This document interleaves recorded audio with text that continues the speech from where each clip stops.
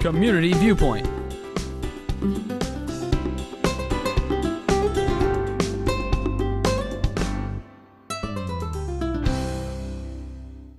And welcome to another edition of Community Viewpoint. I'm John Pawlak, your host for this edition.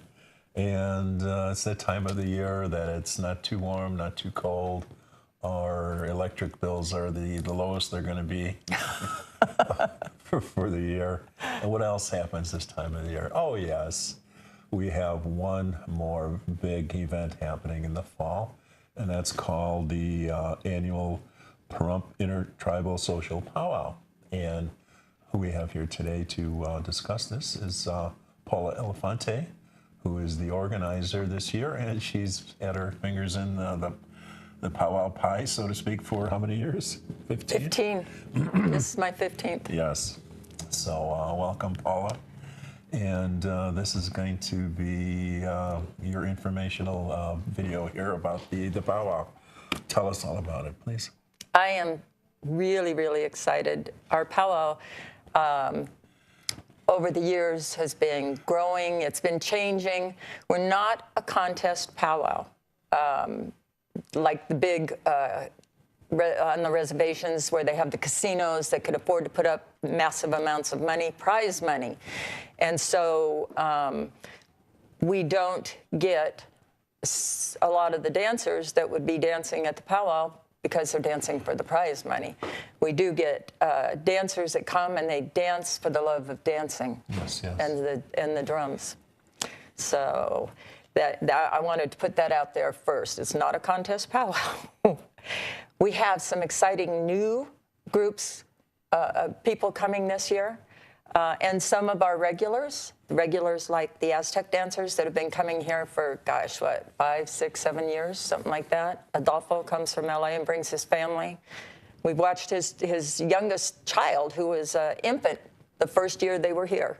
And we watched that little guy just kind of become a young man, which is neat. And then last year, Marty Silvas out of El Paso, Texas, he's a traditional dancer.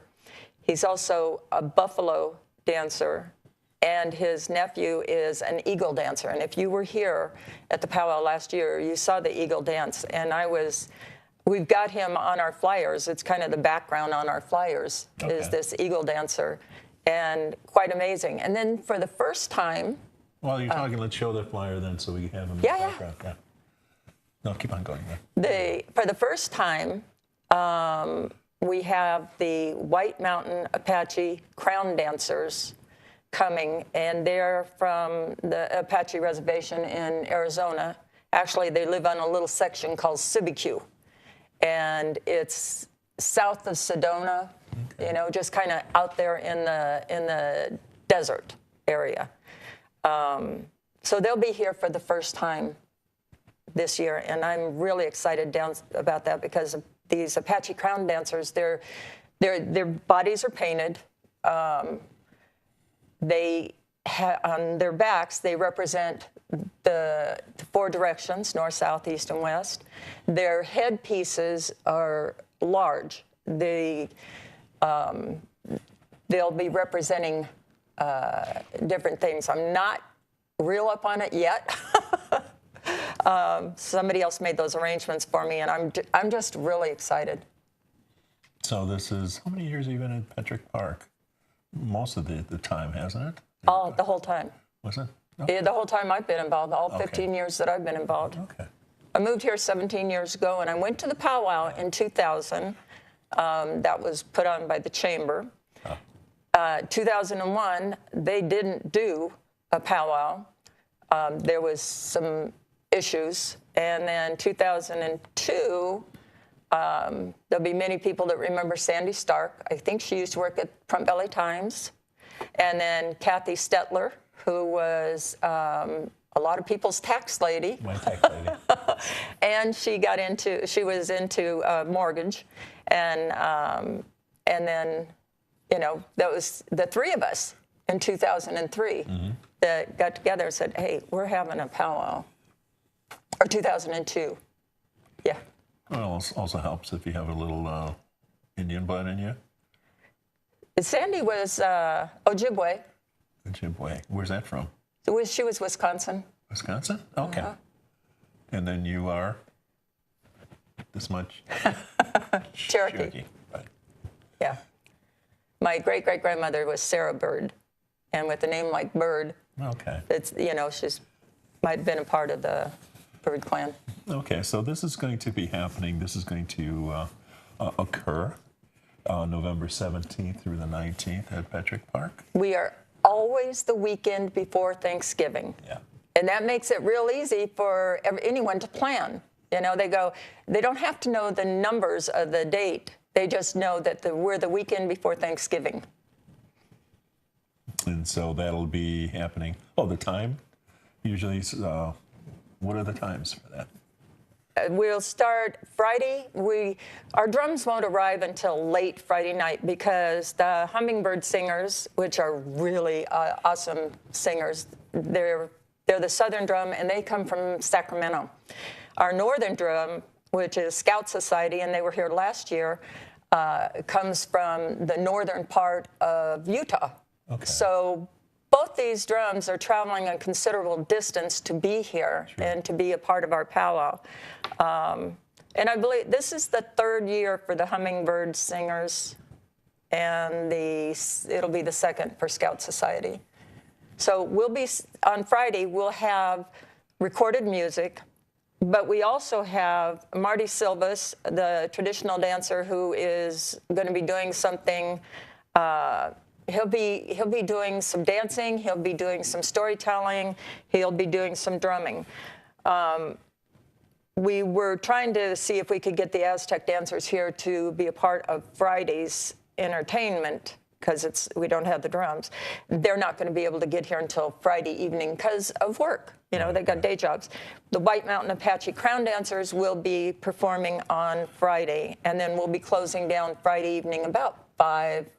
So that takes care of Friday. So noon to 5 on Friday. Sometimes some of the food vendors make it there, or no? Oh yeah, they'll be here. Okay. So you're hungry. Yeah, all of the vendors are supposed to be set up by 11 a.m. on Friday. Okay. So on Thursday morning, I'm at the park. I've got a few people that come out there, and we're painting the dance circle. We're painting the vendor spaces. We got vendors coming in, and I'm going, over there, right. Follow me, and getting everything set up, getting the parks people who come, and they'll move the bleachers in, they'll move the picnic tables around. Thursday is a long day. It's a lot of work that gets done setting everything up. It's a long day. And then Friday, we have the dancing. The vendors will be open. Saturday is going to be, I love Saturday because everything's going on. The place is usually packed on Saturday. Yeah. Yes. It's very wholesome to see that, too. Yeah. The people are looking at the heritage out here in Pahrump. And Pahrump is known for its Paiute, and do we have 2 different tribes out here? The Paiute. And Western Shoshone? Well, yeah, the area.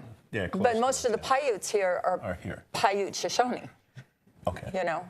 And we do still have several families here in Pahrump that are part of the original families. I mean, their families have been here for, I don't know, a long time. So, but Saturday, Saturday, the gourd dancing begins at 11. Grand entry is at 12. We'll have some presentations after grand entry.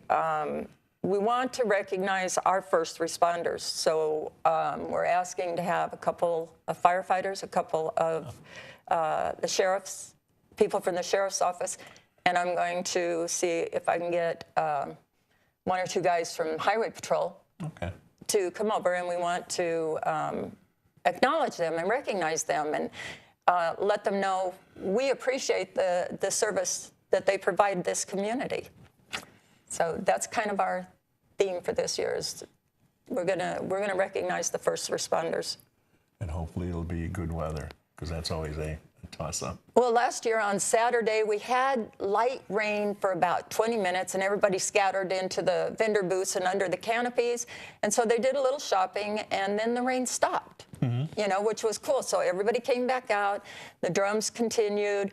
Marvin, our arena director, he's Onondaga. He's from the East. He went and got an umbrella from somebody, and he had other people get umbrellas, and he had them out there, and he was teaching everybody the umbrella dance. Oh, so sweet. they kind of went around the circle, and they were holding their umbrellas, and it was cool. It was fun. So we have Marty Silvas and his family will be dancing. He is our traditional dancer. He's the Buffalo dancer. We're going to have some basket weaving demonstration going on. Then there'll be some intertribal dancing. Then the Aztec dancers will be dancing. Then again, intertribal dancing. So we're kind of mixing the intertribals with the entertainment.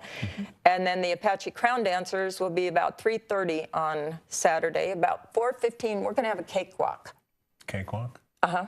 I don't know.